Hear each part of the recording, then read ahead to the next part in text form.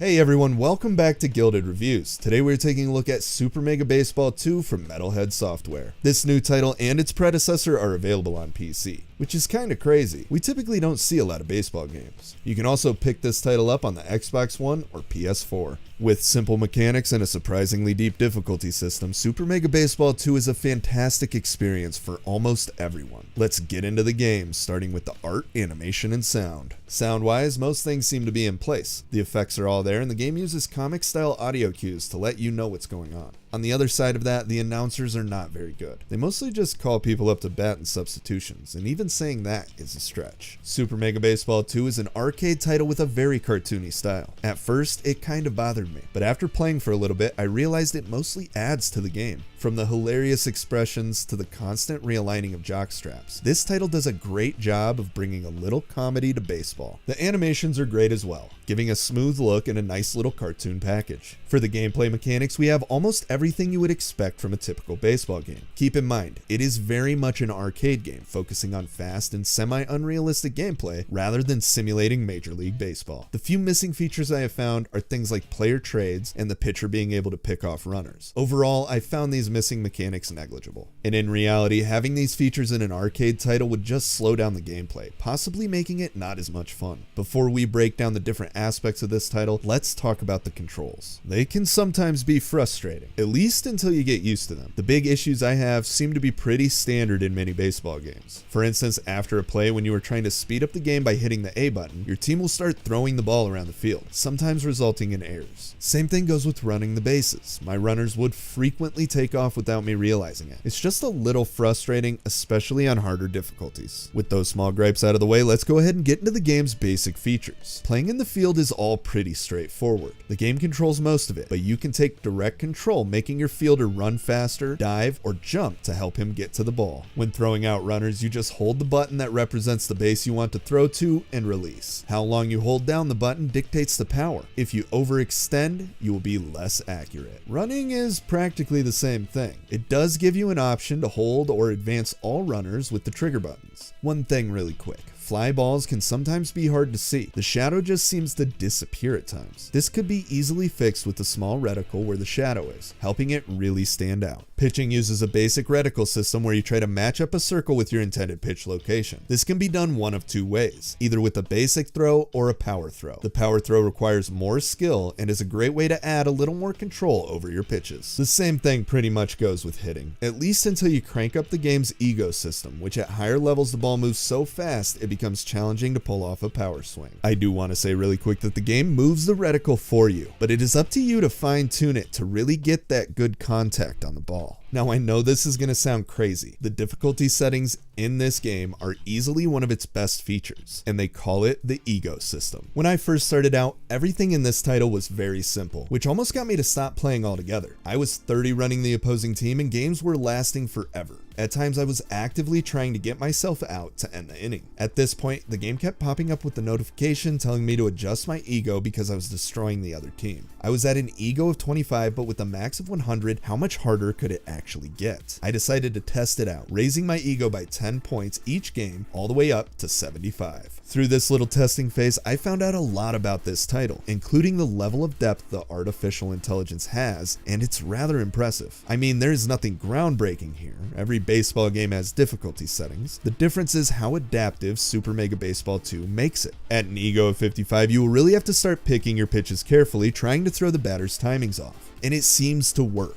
Pitching a slider low and outside followed by a fastball high and inside will fool the batter, giving you a nice sound effect and text pop-up to prove it. The AI also seems to learn from this, getting less fooled by the same rotations later. When you get up into the higher side of the ego mechanic, it gets very hard to win, and honestly, it's a lot of fun. This setting will be different for everyone, and the flexibility of it is what makes it so unique. You can even go in and select specific areas of the game to increase. Setting your pitching ego to 75 and your batting ego to 45 is a great way to manage things you find harder or more redundant than others. I love this system and I hope it gets adopted into multiple other genres. Ego even carries over into multiplayer, letting each player independently dictate their own level of skill. The ego system also works in conjunction with the game's well-designed mojo mechanic. This is essentially the game's psych-out system, where continually dominating your opponent will lower their mojo, affecting their performance in other aspects of the game. And vice versa, doing well will put that player on fire, giving them an increased chance to make incredible plays. Before we close this out with our pros and cons list, I want to discuss the game's multiplayer real quick. Playing online or on the couch at home with multiple people is simply a blast. The game keeps everyone involved even when playing on the same team. Sometimes it can be a surprise when the person batting isn't in control of the people running the bases, but overall it's a great system. The developers have even added an online competitive mode called Pennant Race. In this mode you will compete against other players kinda like Overwatch. Right now I guess there are some issues with the rankings and how ego translates into all this, but the developers are working on it, so I'm hoping it gets figured out soon. It sounds like a great feature for people who want to extend the game's life. Also, really quick guys, I have encountered some bugs, but overall they are minimal. The biggest issues here are the disconnects while playing online. Hopefully they will get this worked out, but for now just know you might get disconnected. Alright, let's get into that pros and cons list and close this review out. On the pros side of things, we have some fantastic art and animations, solid baseball mechanics, especially in the batting and pitching departments, fast and smooth arcade gameplay, the extremely adaptive ego difficulty system, awesome mojo mechanics that affect an individual player's performance, fantastic online multiplayer including co-op, and lastly, it's on PC. And for the cons, we have touchy running controls that take time to get used to, the fly ball shadow is easy to lose on the ground, and lastly, frequent disconnects from online play. Super Mega Baseball 2 is a fantastic game, and if you're on PC, it's one of your only options for baseball. For people on consoles, that is a different story. You guys have The Show, which is an amazingly well done baseball simulation game. If you guys are looking for a more realistic title, stick with that.